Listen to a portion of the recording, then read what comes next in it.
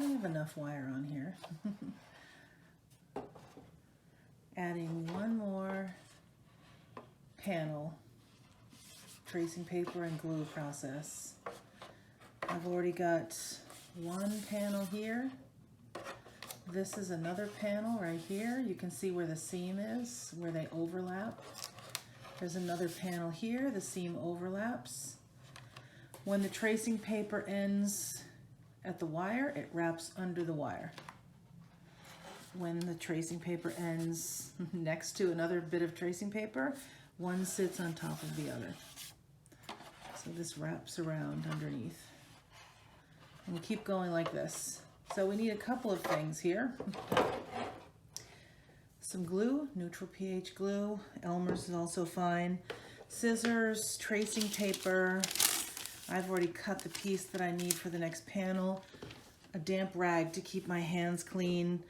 Some craft paper or scrap paper that I can get glue on.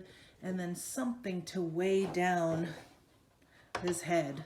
I can put it inside to keep my piece from moving so much.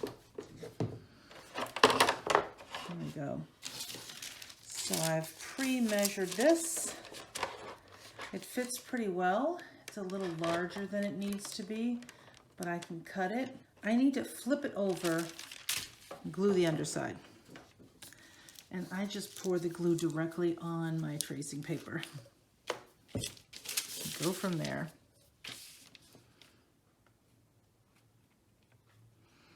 I use a good bit of glue. It's a thick film of glue. First, I brush it around the edges. Getting close to the edges without going over the edges. I will eventually go over the edges. Just like this. And then when I've spread it around pretty well, go all the way to the edge and off onto my craft paper. The paper gets soft. It even curls a little bit. It wrinkles. Don't worry, no problem. I can wipe my hands. And I can slide this down.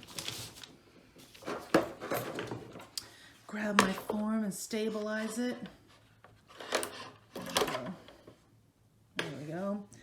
And then I can grab my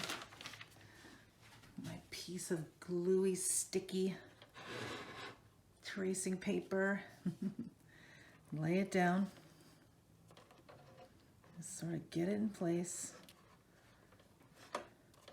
I like to keep wiping my hands so I have control. The first thing I need to do is address the edge where the new piece is going to sit on top of the old piece. I want that to look really pretty. So I tap that down first.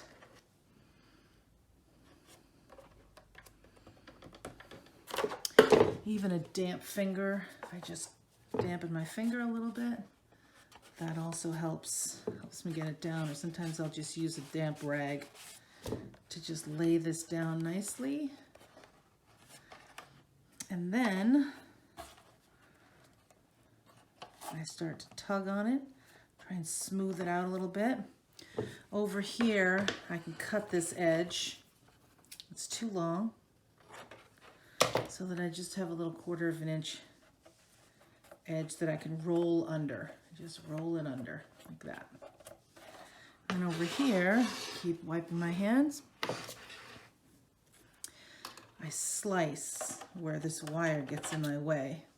These rings are great because they keep my form steady, but they get in the way of the glue and the tracing paper. So I've split it, and then I can roll this under like that. Roll this one under. These are starting to get, these are a little thicker over here. So I'm going to cut them.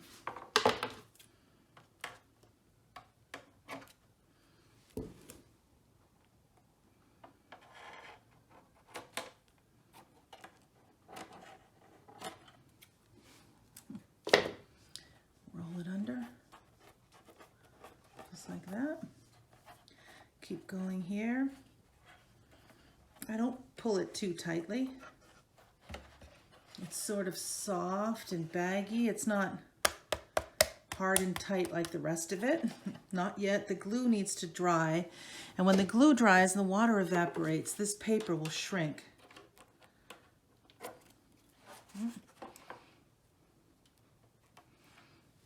Have that. This is when I need my pliers. Oh, just stand it up.